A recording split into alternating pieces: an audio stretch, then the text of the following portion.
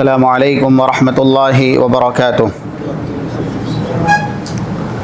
الحمد للہ رب العالمین والعاقبۃ للمتقین والصلاة والسلام علی اشرف الانبیاء والمرسلین وعلی آلہ وصحبہ اجمعین ومن تبعہم بإحسان الی یوم الدین، اما بعد فاعوذ باللہ من الشیطان الرجیم۔ وقال ربكم ادعوني استجب لكم ان الذين يستكبرون عن عبادتي سيدخلون جہنم داخرین۔ بزم سعید میں موجود قابل احترام سامعین اکرام، آج کے ہفتہ واری اس اجتماع میں آپ تمام کا اور دیگر سامعین اور ناظرین کا استقبال کرتے ہوئے اللہ سے یہ دعا کرتے ہیں، اللہم انفعنا وارفعنا بالقرآن العظیم وعلمنا ما ينفعنا وزدنا علما ولا تکلنا الى انفسنا طرفة عین واصلح لنا شأننا كله لا الہ الا انت۔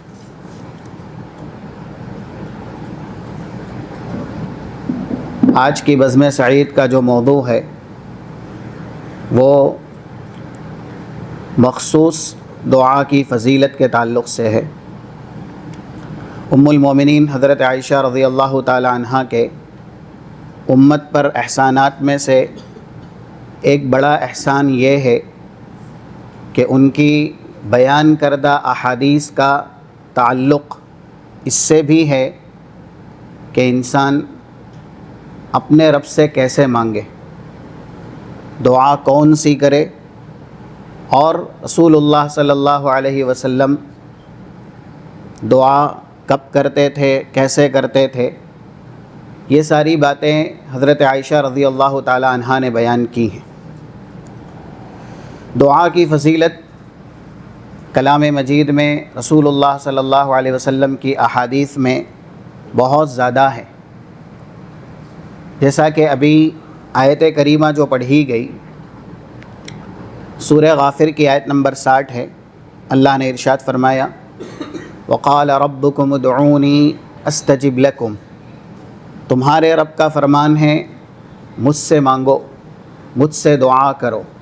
اور اسی صورت میں آیت نمبر 50 میں یہ بیان کیا گیا کہ جو لوگ دنیا میں اللہ کے سامنے گریہ زاری نہیں کرتے، روتے نہیں ہیں اور اللہ سے سوال نہیں کرتے ہیں، گناہ کی معافی اور تلافی نہیں کرتے ہیں، کل اللہ نہ کرے وہ لوگ دوزخ میں جانے کے بعد دعا کے کلمات کہیں گے، لیکن اس وقت یہ جواب دیا جائے گا جیسا کہ آیت کریمہ کے الفاظ ہیں، وَمَا دُعَاءُ الْكَافِرِينَ إِلَّا فِي ضَلَالٍ۔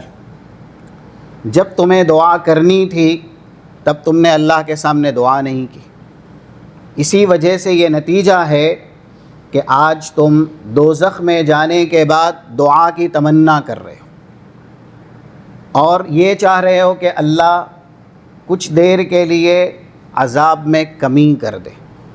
وقال الذین کفروا لخزنۃ جہنم ادعوا ربکم، خازن نار سے دوزخ کہیں گے یا دوزخی کہیں گے کہ اپنے رب سے فریاد کیجئے، یخفف عنا یوما من العذاب، کہ ایک دن تو عذاب کے اندر تخفیف کر دے۔ یہ آیت 49 نمبر کی ہے۔ اس کے بعد جواب دیا گیا، قالوا اولم تک تأتیکم رسلکم بالبینات، قالوا بلا، تمہارے پاس رسول واضح ترین نشانیاں لے کر کے نہیں آئے، جس میں یہ بات موجود تھی کہ اللہ کا فرمان ہے مجھے پکارو میں تمہاری دعا قبول کروں گا، تب تم نے کیوں نہیں پکارا؟ اس لیے آج جو بھی کر سکتے ہو، جتنی فریاد کر سکتے ہو، اس کا کوئی بھی فائدہ نہیں ہے۔ تو اس لیے یہ بہت بڑی عبادت ہے۔ اسی آیت کی تفسیر رسول اللہ صلی اللہ علیہ وسلم نے کی ہے، جامع ترمذی کے اندر ایک حدیث ہے 2969 نمبر سے، یہ مشہور حدیث ہے، ہم اور آپ سنتے رہتے ہیں جب بھی دعا کے تعلق سے گفتگو ہوتی ہے۔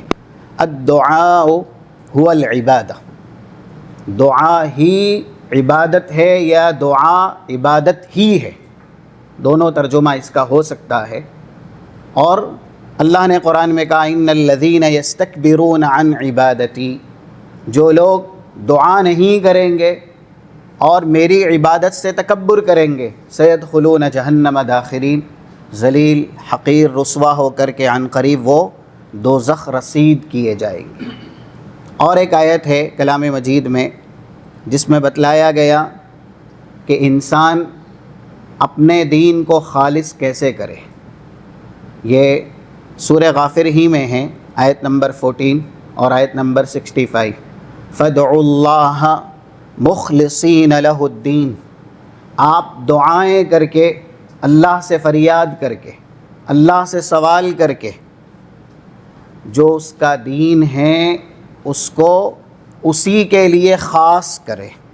یعنی آپ مخلص کیسے بنیں گے، اپنے اندر اخلاص کیسے پیدا کریں گے؟ تو اخلاص کے لیے بھی انسان کو دعا کرنے کی ضرورت ہے، کیونکہ اللہ کو کوئی حاجت نہیں ہے، کوئی ضرورت نہیں ہے کہ وہ کسی کو کوئی نعمت دے۔ انسان کو جو بھی نعمت ملتی ہے اللہ کی طرف سے ملتی ہے، انسان ہی محتاج ہے اور اس کو ہی ضرورت ہے، چاہے دنیاوی نعمت ہو یا اخروی نعمت ہو۔ اور دنیاوی نعمت یا اخروی نعمت مانگنے سے، سوال کرنے سے ملتی ہے۔ اللہ کے نبی صلی اللہ علیہ وسلم کی مشہور دعاؤں میں سے ایک دعا تھی 949، یہ بھی مشہور ہے، ہم اور آپ سنتے رہتے ہیں، صحیح ابن حبان کی حدیث ہے، اللہم احسن عاقبتنا فی الامور کلہا واجرنا من خزی الدنیا وعذاب الآخرہ۔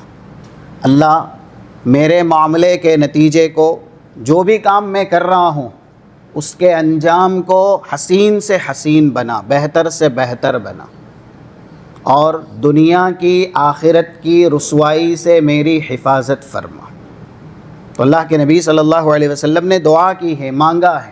مشہور ترین جو دعا کلام مجید میں اللہ کے نبی جسے سب سے زیادہ پڑھا کرتے تھے اس میں سے ایک دعا یہ بھی ہے، 201 202 نمبر کی جو آیتیں ہیں سورہ بقرہ میں، ربنا آتنا فی الدنیا حسنہ وفی الآخرۃ حسنہ وقنا عذاب النار، دنیا کی بھلائی، آخرت کی بھلائی اور ایسے ہی دوزخ سے نجات، یہ انسان کو مانگنا پڑے گا۔ اور جو اللہ سے مانگتا ہے، اگر اخلاص ہے، صحیح طریقے سے اس نے مانگا ہے تو رب العالمین کی طرف سے وہ عنایت کر دیا جاتا ہے۔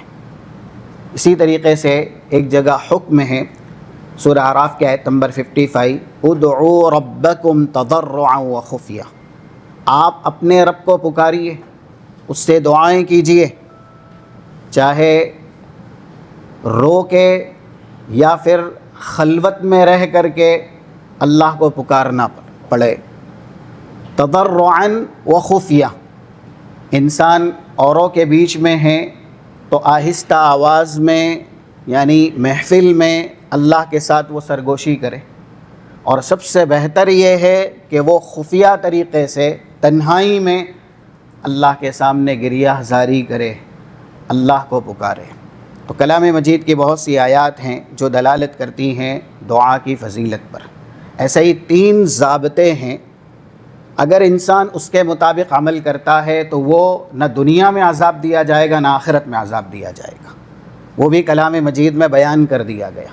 پہلا ضابطہ ہے 147 سورہ نساء، یہ آیت نمبر ہے، ما یفعل اللہ بعذابکم ان شکرتم وآمنتم، اگر تم شاکر ہو اور مومن ہو تو اللہ تمہیں کبھی عذاب نہیں دے گا۔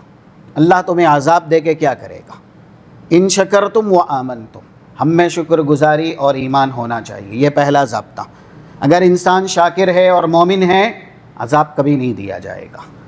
دوسرا 33 سورہ انفال کی آیت ہے، وَمَا كَانَ اللَّهُ لِيُعَذِّبَهُمْ وَأَنْتَ فِيهِمْ وَمَا كَانَ اللَّهُ مُعَذِّبَهُمْ وَهُمْ يَسْتَغْفِرُونَ۔ رسول اللہ صلی اللہ علیہ وسلم جب تک تھے آپ کی ذات برکت والی اور رحمت والی تھی، اللہ نے کہا نبی جب تک آپ ان کے بیچ ہیں جو مشرکین ہیں، معاندین ہیں اور مجرمین ہیں، تو بھی آپ کی موجودگی ان کے لیے باعث رحمت ہے، اللہ سب کو عذاب میں مبتلا نہیں کرے گا۔ بدر میں بھی دیکھیے بہت سے لوگ آئے تھے اللہ کے نبی صلی اللہ علیہ وسلم کی خلاف ورزی اور اسلام کی خلاف ورزی میں، لیکن کیا سب کے سب ہلاک کیے گئے، سب کے سب تہس نہس کیے گئے؟ نہیں، ان میں سے کچھ ایسے بھی ہوئے جو بعد میں اہل اسلام ہوئے، مشرف بہ اسلام ہوئے۔ اور دوسرا جو تا قیامت ضابطہ رہنے والا ہے وہ ہے وَمَا كَانَ اللَّهُ مُعَذِّبَهُمْ وَهُمْ يَسْتَغْفِرُونَ، اللہ ان کو عذاب کبھی نہیں دے گا جب تک کہ یہ استغفار کرتے رہیں گے، معافی مانگتے رہیں گے۔ تو ہمارے پاس استغفار یعنی استغفر اللہ کے کلمات کہنا اور ایسے ہی اپنے گناہ کی معافی اور تلافی کرنے کا عمل جتنا زیادہ ہوگا، انسان اللہ کے عذاب سے بچتا رہے گا۔ ایک حدیث جو ذکر کی جاتی ہے 23953 مسند احمد کی ہے، العبد آمن من عذاب اللہ ما استغفر اللہ، بندہ اللہ کے عذاب سے ہمیشہ حفظ و امان میں رہے گا جب تک وہ استغفار کرتے رہتا ہے۔ رسول اللہ صلی اللہ علیہ وسلم سارے آپ کی خطائیں معاف کر دی گئی اور اب معصوم عن الخطا ہیں، پھر بھی آپ نے امت کو یہ درس دیا من باب التعلیم، یہ عمل کر کے دکھایا، جیسا کہ حدیثیں ہیں ہم اور آپ سنتے رہتے ہیں۔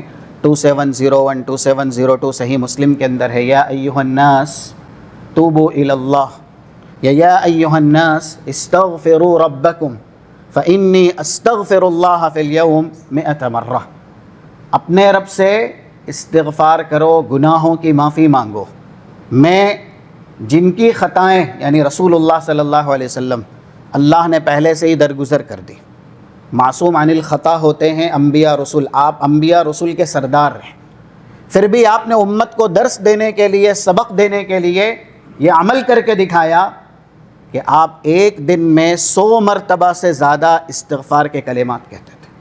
ہم اور آپ جو کہ گناہ کی چادر زیب تن کیے رہتے ہیں، ہمیں استغفار کتنا کرنا چاہیے، یہ دوسرا ضابطہ ہے کلام مجید میں جو بتلایا گیا کہ انسان جب تک استغفار کرتا رہے گا اللہ کا عذاب کبھی نہیں آئے گا۔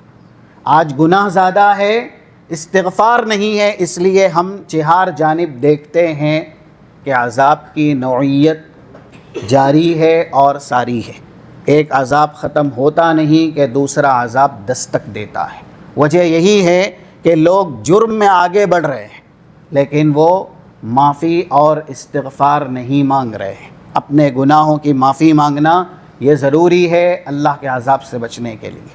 تیسرا اسی دعا کے تعلق سے ہے 77 سورہ فرقان کی آخری آیت، قُلْ مَا يَعْبَأُ بِكُمْ رَبِّي لَوْلَا دُعَاؤُكُمْ، اے نبی صلی اللہ علیہ وسلم آپ فرما دیں اگر تم لوگوں کی دعا نہیں ہوتی تو اللہ تمہیں کب کا تہس نہس کر چکا ہوتا، ہلاک کر چکا ہوتا، یا ایسے ہی عذاب کا شکار بنا چکا ہوتا، لیکن تمہاری دعاؤں نے تمہیں اللہ کے عذاب سے محفوظ رکھا ہے۔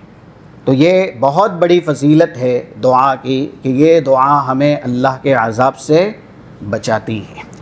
حدیث میں کہا گیا، آج ہمارے یہاں بخیلی یہ ہے کہ انسان پیسہ نہ دے یا ایسے ہی خرچ نہ کرے جہاں خرچ کرنے کی ضرورت ہے، لیکن اللہ کے نبی صلی اللہ علیہ وسلم نے سب سے بڑا بخیل کسے قرار دیا؟ یا ہم دنیاوی اعتبار سے جو دنیا میں بڑے مقام نہیں پا سکتے، زیادہ مال نہیں کما سکتے ہیں اور بڑے مرتبے پہ فائز نہیں ہو سکتے ہیں، ان کو عاجز سمجھتے ہیں، لاچار سمجھتے ہیں، کمزور سمجھتے ہیں، ناتواں اور بے بس سمجھتے ہیں۔ 601 سلسلے صحیحہ کی حدیث ہے، اللہ کے نبی صلی اللہ علیہ وسلم کا ارشاد گرامی ہے، اعجز الناس من عجز عن الدعاء، سب سے بڑا بے بس، لاچار، کمزور، ناتواں وہ ہے جو دعا کرنے میں عاجز ہے، وہ دعا نہیں کرتا۔ تو جو شخص دعا سے پیچھے رہتا ہے، دعا نہیں کرتا، وہ سب سے بڑا عاجز ہے، یہ اللہ کے نبی کا فرمان ہے۔ اور وَأَبْخَلُ النَّاسِ مَنْ بَخِلَ بِالسَّلَامِ، سب سے بڑا بخیل وہ ہے جو سلام کرنے میں بخیلی کرتا ہے۔ ہمارے یہاں دنیاوی اعتبار سے پیمانے ہیں، لیکن رسول اللہ صلی اللہ علیہ وسلم نے حقیقت ہمارے سامنے واضح کی ہے۔ یہ دونوں مذموم صفت ہیں۔ عاجزی بھی اچھی صفت نہیں ہے، کیونکہ انسان کو اللہ نے طاقتور بنایا ہے، اور ایسے ہی بخیلی بھی اچھی صفت نہیں ہے۔ تو سب سے ناتواں، لاچار، بے بس وہ ہے جو دعا کرنے میں بے بسی کرتا ہے، اور بخیل وہ ہے جو سلام کرنے میں بخیلی کرتا ہے۔ اور انسان کی دعا اللہ کے یہاں قبول ہوتی ہے۔ یہاں تک احادیث کے الفاظ ہیں 1133 یعنی 11133، مسند احمد کے یہ کلمات ہیں: ما من مسلم یدعو اللہ بدعوہ، مسلمانوں میں سے کوئی بھی شخص دعا کرتا ہے الا اعطاہ ایاہ بثلاث خصال، اللہ اس کو 3 طریقے سے دعا کا بدلہ دیتا ہے۔ یہ حدیث مشہور ہے، ہم نے سنی ہے۔ جو بھی مسلم دعا کرتا ہے، الفاظ کسی حدیث میں ہیں لیس فیہ اثم ولا قطیعۃ رحم، اگر اس دعا میں گناہ نہیں ہے یا ایسے ہی قطع تعلق ہی نہیں ہے، دعا صحیح ہے، اللہ ہی کے لیے کی جا رہی ہے، تو اس کا بدلہ 3 طریقے سے ملتا ہے۔ اما ان یعجل دعوتہ، یا تو اس نے مانگا اور اللہ اس کی دعا قبول کر کے جو مانگا گیا ہے وہی عنایت کر دیتا، یا پھر یدخر لہ مثل فی الآخرہ ما یدعو، جو اس نے مانگا ہے، بہت سے ہیں اولاد مانگتے ہیں، اگر تقدیر میں نہیں ہے، اللہ نے نہیں دی، تو اس حدیث میں یہ بتایا گیا کہ یہ دعا کل اولاد کی شکل بنا دی جائے گی۔ تو دنیا میں اگر انسان نے کوئی دعا کی ہے اور اللہ نے اس کی دعا کے بدلے جو مانگا گیا وہ دنیا میں نہیں دیا، تو آخرت میں اللہ اس کے لیے ذخیرہ اندوزی کر کے رکھے گا۔ یہ دعا کی دوسری شکل ہے۔ تیسری شکل یہ ہے اما ان یصرف عنہ السوء مثلہا، جو دعا کی گئی ہے اسی کے بدل میں کوئی آفت مصیبت کو اللہ اس سے ٹالے گا، اس سے دور کر دے گا۔ یعنی ہماری کی گئی کوئی سی بھی دعا یہ ہمارے لیے فائدہ مند ہی ہے۔ اس لیے اللہ کے نبی صلی اللہ علیہ وسلم کا یہ فرمان ہمیشہ ذہن نشیں رکھنا چاہیے، 3548 جو کہ جامع ترمذی میں ہے: ان الدعاء ينفع مما ينزل ومما لم ينزل فعليكم يا عباد اللہ الدعاء، دعا کے اندر یہ طاقت ہے کہ جو چیزیں انسان کے ساتھ جڑی ہوئی ہیں اس کے لیے بھی دعا فائدہ مند ہے، یعنی حال میں بھی دعا آپ کو فائدہ دے گی، اور مستقبل میں بھی یہ دعا آپ کے لیے فائدہ مند ہے۔ اس لیے اے اللہ کے بندو، اپنے لیے زیادہ سے زیادہ دعا کو لازم کرو، یہ اللہ کے نبی صلی اللہ علیہ وسلم کہہ رہے ہیں۔ اگر دعا کے اندر کچھ آداب ہوں اور کچھ شرطیں ہوں تو انسان کی دعائیں اللہ کے یہاں ضرور قبول ہوتی ہیں۔ اس کے آداب زیادہ ہیں، اس کا وقت نہیں ہے، ہم اور آپ کبھی سماعت کریں گے، لیکن دور حاضر میں ایک انسان دعا کرتا ہے، دعا کرتے کرتے کبھی سر ادھر گھماتا ہے، نظریں ادھر دیکھتا ہے، تو جب ہماری دعا قلب کے ساتھ اور بیداری کے ساتھ، اخلاص کے ساتھ نہیں ہوتی تو اللہ کے یہاں وہ قبول نہیں ہوتی۔ بہت سے لوگ شکایت کرتے ہیں کہ ہم نے بہت دعا کی لیکن اللہ نے دعا قبول نہیں کی، تو وجہ یہ ہے کہ دعا کے اندر یقین ہونا چاہیے، اور ایسے ہی دعا کے اندر اخلاص ہونا چاہیے۔ حدیث ہے 3479 نمبر کی جامع ترمذی کی: ادعوا اللہ وَأَنْتُمْ مُوقِنُونَ بِالْإِجَابَةِ۔ اور کبھی ایسا بھی ہوتا ہے کہ دعا میں فضیلت بہت زیادہ بیان کی گئی، اب انسان دنیا کے حالات پر قیاس کر لیتا ہے اللہ کی قدرت کو، نعوذ باللہ، اور وہ سوچتا ہے یہ کیسے ہوگا، یہ ملے گا یا نہیں ملے گا۔ تو جب ہم اللہ سے مانگیں، یقین کامل کے ساتھ مانگے، اعتقاد جازم کے ساتھ مانگے، ہمارا یقین جتنا قوی اور پختہ ہوگا، ہماری دعا اتنی ہی زیادہ اللہ کے یہاں مقبول ہوگی، کیونکہ داعی کی یہ صفت ہے وَأَنْتُمْ مُوقِنُونَ بِالْإِجَابَةِ۔ آپ جو دعا کر رہے ہیں آپ کو یقین ہونا چاہیے کہ اللہ میری دعا قبول کرنے اور جو میں مانگ رہا ہوں اس کے عنایت کرنے پر پوری طرح قادر ہے۔ ایک حدیث ہے 2572 جامع ترمذی کی، جس میں کہا گیا من سأل اللہ الجنۃ ثلاثا فقالت الجنہ اللہم ادخلہ فی الجنہ، جو 3 بار جنت کا سوال کرے، یعنی یہ کہے اللہم انی اسألک الجنہ، یا اپنی زبان میں کہے اللہ میں تجھ سے تیری جنت مانگتا ہوں، اللہ تو مجھے جنت الفردوس میں داخلہ عنایت فرما، 3 بار، تو جنت اس کے حق میں خود سفارش کرتی ہے کہ اللہ اسے مجھ میں داخل کر دے۔ یہ حدیث بالکل صحیح ہے، اس لیے یہ فضیلت سننے کے بعد اب انسان یہ سوچے کہ 3 بار مانگنے سے اللہ جنت دے گا نہیں دے گا، تو جب آپ کی دعا میں یقین نہیں ہوگا تو اللہ کے یہاں یہ دعا قبول نہیں ہوگی۔ اور دوسرا، آج کل زیادہ تر جب دعا کی جاتی ہے تو استحضار نہیں رہتا، انسان کی زبان چلتی ہے لیکن اس کا ذہن دوسری طرف رہتا ہے، تو اس سے بھی اللہ کے یہاں دعا نہیں قبول ہوتی۔ فإن اللہ لا يستجیب من قلب غافل لاہ، اللہ ایسے دل سے نکلی ہوئی دعا نہیں قبول کرتا جس دل کے اندر غفلت ہے اور جو دل بیدار نہیں ہے۔ زیادہ تر جو بھی دعا کرتے ہیں ان کے اندر یہ صفت پائی جاتی ہے، اس لیے اس کا ختم ہونا ضروری ہے۔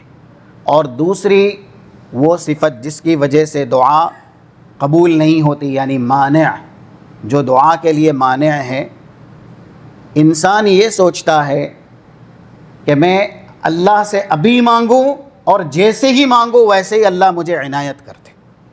وَيَدْعُ الْإِنسَانُ بِالشَّرِّ دُعَاءَهُ بِالْخَيْرِ وَكَانَ الْإِنسَانُ عَجُولًا، اللہ کہتا ہے جیسے انسان بھلائی مانگنے میں جلدی کرتا ہے، اگر ہم عذاب دینے میں اتنی جلدی کریں تو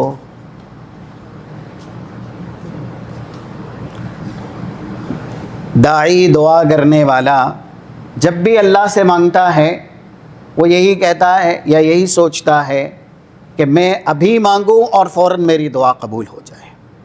تو استعجال، جلد بازی کرنا، یہ دعا کی قبولیت کے لیے بہت بڑا مانع ہے۔ ہمارا کام ہے اللہ کو پکارنا، اللہ کے سامنے سوال کرنا اور ایسے ہی اللہ سے دعا کرنا۔ رب العالمین کی مشیت ہے، علام الغیوب ہے، اس کو معلوم ہے جو ہم نے مانگا ہے ہمارے لیے نعمت ہے یا ہمارے لیے نقمت ہے، اور کب ہمیں ملنا چاہیے یہ اس کے علم میں ہے۔ 216 جو سورہ بقرہ کی آیت کا ایک جملہ ہے، وَعَسَىٰ أَن تَكْرَهُوا شَيْئًا وَهُوَ خَيْرٌ لَكُمْ وَعَسَىٰ أَن تُحِبُّوا شَيْئًا وَهُوَ شَرٌّ لَكُمْ، کچھ چیزیں جو تمہیں ناپسند ہوتی ہیں وہی تمہارے حق میں بہتر ہوتی ہیں۔ انسان دعا کر رہا ہے لیکن اس کو وہ چیز نہیں مل رہی، اس بہانے آپ اللہ سے جڑے ہوئے ہیں نا، اللہ کو پکار رہے ہیں، آپ کا تعلق اللہ کے ساتھ مضبوط ہے، ورنہ دیکھا یہ گیا ہے کہ ابھی دعا کی اور اللہ نے عنایت کر دیا، اس کے بعد وہ شخص اللہ کو پکارتا ہی نہیں ہے۔ وَإِذَا مَسَّ الْإِنسَانَ الضُّرُّ دَعَانَا لِجَنبِهِ أَوْ قَاعِدًا أَوْ قَائِمًا فَلَمَّا كَشَفْنَا عَنْهُ ضُرَّهُ مَرَّ كَأَن لَّمْ يَدْعُنَا إِلَىٰ ضُرٍّ مَّسَّهُ۔ سورہ یونس کی یہ آیات ہیں غالباً 11 یا 12 نمبر کی، کہ جب انسان الم تکلیف میں، درد میں ہم کو پکارتا ہے تو ہم اس کی پکار قبول کر لیتے ہیں اور اس کی تکلیف دور کر دیتے ہیں۔ جیسے ہی تکلیف دور ہوئی تو جب تک تکلیف تھی اٹھتے بیٹھتے لیٹتے اللہ سے وہ دعا کر رہا ہے، لیکن تکلیف دور ہو جانے کے بعد وہ ایسے ہی بھول گیا اللہ کو جیسے اس نے کبھی اللہ کو پکارا ہی نہیں تھا۔ اور ایسے حالات ہیں، لوگ محتاجگی میں، لاچاری میں، بے بسی میں، رزق کی تنگی میں اللہ کے در کو دستک دیتے ہیں اور اللہ کے سامنے دعائیں کرتے ہیں۔ جیسے ہی ان کا فائدہ ختم ہوا تو جیسے انسانوں کے ساتھ ان کا تعلق رہتا ہے برائے مطلب، نعوذ باللہ وہ اللہ کے ساتھ بھی ویسا ہی سلوک کرتے ہیں۔ اس لیے ہم جو چیز ناپسند کرتے ہیں وہ ہمارے حق میں بہتر ہوتی ہیں، اور جو چیزیں ہمیں پسند ہے ہو سکتا ہے کہ وہ ہمارے حق میں بہتر نہ ہو۔ اب اس کا فیصلہ بہتر کیا ہے اور بہتر کیا نہیں ہے، واللہ یعلم وانتم لا تعلمون، اللہ کرے گا، کیونکہ وہ علام الغیوب ہے، ہمارے پاس اس کا علم نہیں ہے۔ تو یہ دو مانع زیادہ تر لوگوں کی دعاؤں میں موجود رہتے ہیں، دعا کرتے ہی ان کو دعا کی قبولیت چاہیے، اور ایسے ہی جب وہ دعا کرتے ہیں تو جسمانی اعتبار سے حاضر ہیں لیکن ذہنی اعتبار سے وہ حاضر نہیں ہیں۔ اللہ کے نبی صلی اللہ علیہ وسلم کے تعلق سے ام المومنین حضرت عائشہ رضی اللہ تعالی عنہ بیان کرتی ہیں، جیسا کہ کسی تابعی نے یہ سوال کیا، 2716 صحیح مسلم کے اندر یہ حدیث موجود ہے۔ وہ پوچھتے ہیں، ان کا کہنا ہے، سألت عائشہ رضی اللہ عنہا عما کان رسول اللہ صلی اللہ علیہ وسلم یدعو اللہ بہ، میں نے ام المومنین سے اس تعلق سے پوچھا کہ اللہ کے نبی صلی اللہ علیہ وسلم جو دعا سب سے زیادہ کرتے ہیں وہ کون سی ہے؟ فقالت وکان یقول، تو ام المومنین نے جواب دیا کہ اللہ کے نبی صلی اللہ علیہ وسلم جو دعا سب سے زیادہ کرتے ہیں اس میں سے ایک یہ ہے، اللہم انی اعوذ بک من شر ما عملت ومن شر ما لم اعمل، اللہ میں تیری حفاظت کا سوال کرتا ہوں کچھ ایسی برائی سے جو مجھ سے سرزد ہو گئی۔ حاشا وکلا، اللہ کے نبی صلی اللہ علیہ وسلم سے سرزد نہیں ہو سکتی کیونکہ اللہ نے خاص آپ کی حفاظت کا ذمہ لیا ہے، لیکن یہ بھی امت کے لیے تعلیم ہے، ہم اور آپ کے لیے درس ہے، سبق ہے۔ یہ دعا رسول اللہ سب سے زیادہ پڑھی گئی کی گئی دعاؤں میں سے پڑھا کرتے تھے، اللہم انی اعوذ بک من شر ما عملت ومن شر ما لم اعمل۔ اور دیکھیے عمل میں یعنی گناہ میں، گناہ کبیرہ، گناہ صغیرہ، شر میں شر لسان ہے، شر نفس ہے، کسی بھی طرح کا شر ہے، یہ دعا بہت جامع دعا ہے۔ اسی لیے وہ حدیث کو اگر ہم ملائیں جو ام المومنین ہی سے مروی ہے ابو داود وغیرہ کے اندر 1482 نمبر سے، کان رسول اللہ صلی اللہ علیہ وسلم یعجبہ الجوامع، اللہ کے نبی صلی اللہ علیہ وسلم دعاؤں میں جو جامع ترین دعا ہوتی تھی اس کو بہت زیادہ پڑھتے تھے اور آپ کو یہ بہت زیادہ پسند تھی۔ 4949 صحیح الجامع کے کلمات میں یہ بھی ہے، کان یستحب الجوامع من الدعاء، دعاؤں میں سے جو جامع ترین دعا ہوتی، اور زیادہ تر دعاؤں میں جو جامع ترین دعا ہے وہ الفاظ کے اعتبار سے بہت کم ہے، جس کے معانی بہت وسیع اور بہت کشادہ ہیں، اسی لیے ان دعاؤں کو جوامع الدعا کہا گیا ہے۔ تو یہ بھی انہی دعاؤں میں سے ایک ہے۔ وَيَدَعُ مَا سِوَى ذَلِكَ، بعد میں کہا گیا دوسری بڑی طویل ترین جو دعا ہوا کرتی تھی اللہ کے نبی صلی اللہ علیہ وسلم اس کو ترک کر دیتے تھے۔ آپ جو بھی دعا زیادہ پڑھتے تھے الفاظ کے اعتبار سے وہ کم ہوتی تھی لیکن معانی کے اعتبار سے بہت زیادہ ہوتی تھی۔ ایک مثال آپ دے سکتے ہیں اس کی، اللہ کے نبی سب سے زیادہ جو دعا پڑھتے ہوں الفاظ کے اعتبار سے بہت کم ہیں لیکن معانی کے اعتبار سے وہ بہت جامع ہے۔ جی احسنتم ماشاء اللہ. یا مقلب القلوب ثبت قلبی علی دینک. دیکھیے اگر آپ 2-4 بار بچے کو بھی سنائیں نا تو وہ بھی بآسانی اس دعا کو حفظ کر لے گا. اس دعا کی طاقت اور اس کی تاثیر اتنی زیادہ ہے کہ یہ دعا انسان کے ایسے عضو اور ایسے پارٹس آف دا باڈی کی اصلاح کے لیے ہے جس کے اوپر ایمان کا، اسلام کا، سعادت کا، فوز و فلاح کا، کامیابی کا دار و مدار ہے. وہی مشہور حدیث 1599 صحیح مسلم کی، الا وان فی الجسد مضغہ اذا صلحت صلح الجسد کلہ، یا اذا صلحت صلح الجسد کلہ واذا فسدت فسد الجسد کلہ الا وہی القلب. انسان کے جسم میں ایک چھوٹا سا ٹکڑا ہے، اگر اس کی اصلاح ہوئی تو پورے جسم کی اصلاح ہوگی، لیکن اگر وہ فاسد رہ گیا تو پورا جسم فاسد رہ جائے گا. اس کی اصلاح کی یہ دعا ہے جو کہ الفاظ کے اعتبار سے بہت مختصر ہیں لیکن اس کے معانی بہت وسیع اور بہت کشادہ ہے. تو یہ رسول اللہ صلی اللہ علیہ وسلم کا طریقہ تھا. ایسے ہی ایک دعا جو حضرت عائشہ رضی اللہ تعالیٰ عنہ کی حدیث کے اندر بیان ہوئی ہیں، سلسلہ صحیحہ میں ہیں 2577 نمبر سے، اذا اصاب احدکم ہم او غم او کرب فلیقل. دوسرے الفاظ یہ بھی ہیں کہ یہ دعا سنانے سے پہلے اور سکھانے سے پہلے جمع رسول اللہ صلی اللہ علیہ وسلم اہلہ، اللہ کے نبی صلی اللہ علیہ وسلم نے پورے اہل و عیال کو اکٹھا کیا اور اس کے بعد آپ نے یہ دعا ان کے سامنے پڑھی. دعا بہت چھوٹی ہے لیکن اس دعا کا کمال اور اس دعا کی طاقت اور اس کی تاثیر بے مثال ہے. آپ کیا کہتے ہیں؟ اذا اصاب احدکم ہم او غم او کرب فلیقل. انسان کو کسی بھی طرح کا غم یا کسی بھی طرح کی پریشانی جسمانی یا ذہنی لاحق ہو، اس کو چاہیے کہ یہ کلمات کہہ لے، اللہ اللہ ربی لا اشرک بہ شیئا. بس اتنی سی دعا ہے. آج ہم اور آپ کی پریشانی، آفت، مصیبت، تکلیف، قلق اور اضطراب، بے چینی، بے اطمینانی، بے سکونی، یہ سب سے زیادہ ہے. ذہنی مریض کی تعداد دنیا میں بڑھ رہی ہے. اگر انسان اس طرح کی دعائیں زبان سے ادا کرے اور ان دعاؤں کو حرز جاں بنائیں تو یہ چند الفاظ میں، کیونکہ چند لفظ ہی ہے، جملے تو 2 ہی ہے، اللہ اللہ ربی یہ ایک جملہ، لا اشرک بہ شیئا یہ دوسرا جملہ، چند الفاظ ہیں. اللہ کا نام اس میں 2 بار لیا گیا ہے تعظیم اور تکریم کے لیے.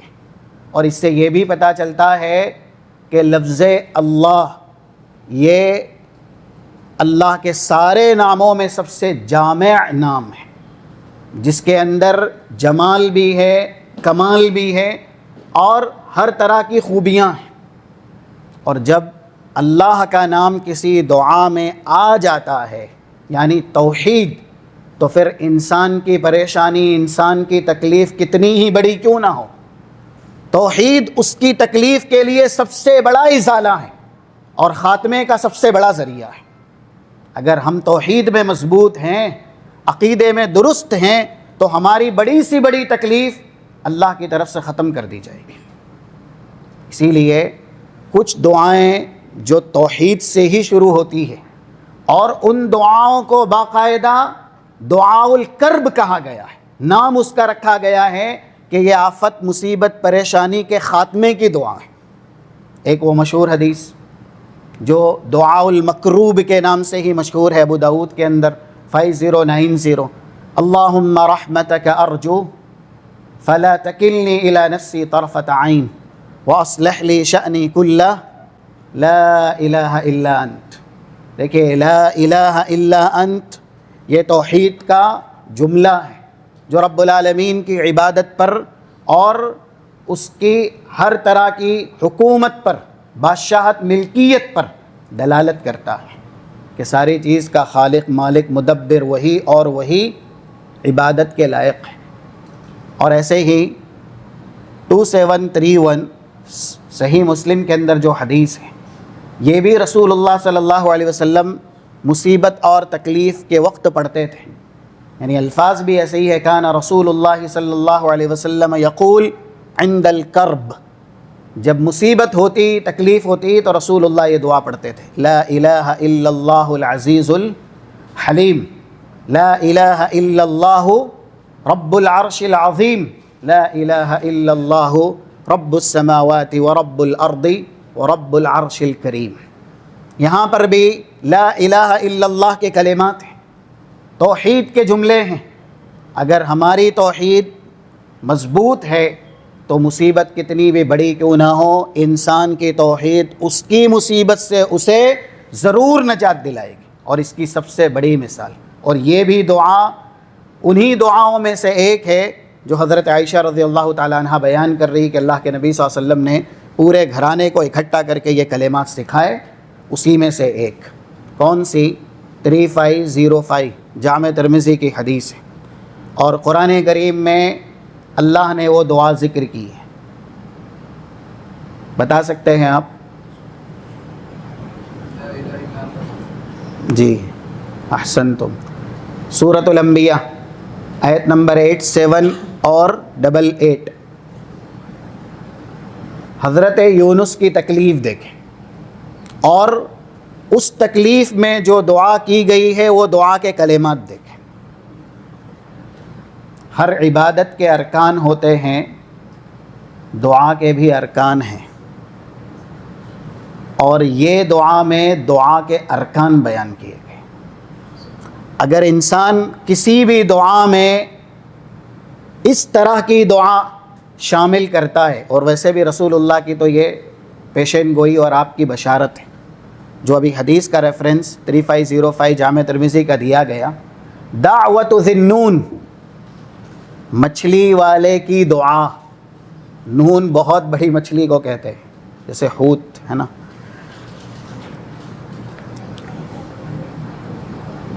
اذ دعا وہو فی بطن الحوت،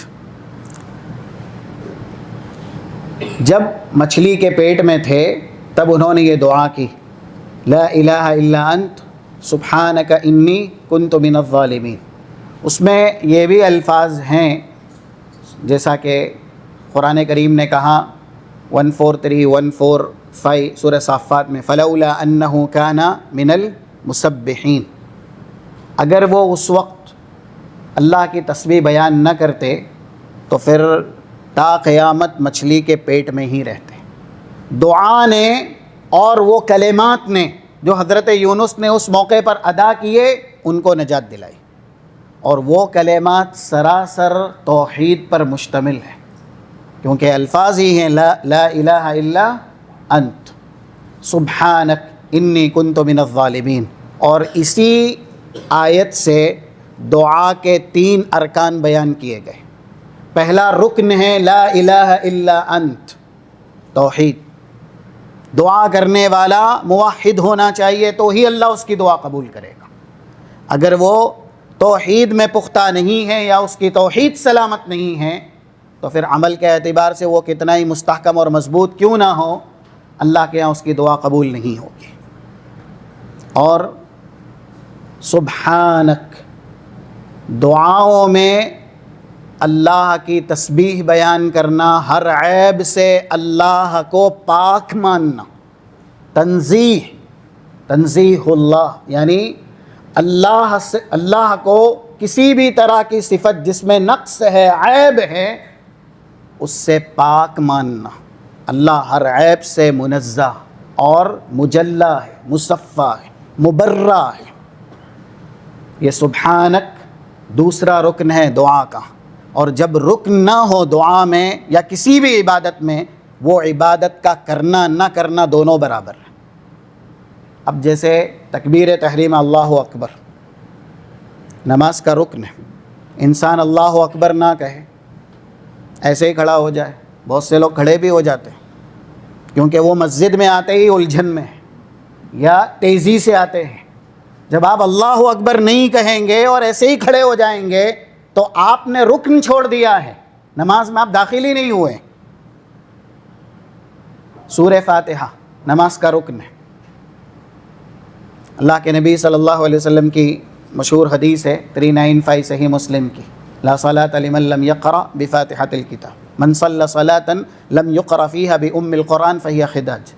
جس نے کوئی سی بھی نماز پڑھی اگر سورہ فاتحہ نہیں پڑھی تو جیسے اونٹنی کا بچہ ناقص العضو ہوتا ہے کہ وہ پیدا ہی ہوا، اس کا پیر نہیں ہے، ہاتھ نہیں ہے، جو بھی ہے، یعنی اعضاء اس کے سلامت نہیں ہے، وہ زندہ نہیں رہے گا، تو ویسے ہی اس کی عبادت ہے کہ اس کی عبادت میں سے جو سب سے بڑی روح ہے وہ نکل گئی ہے۔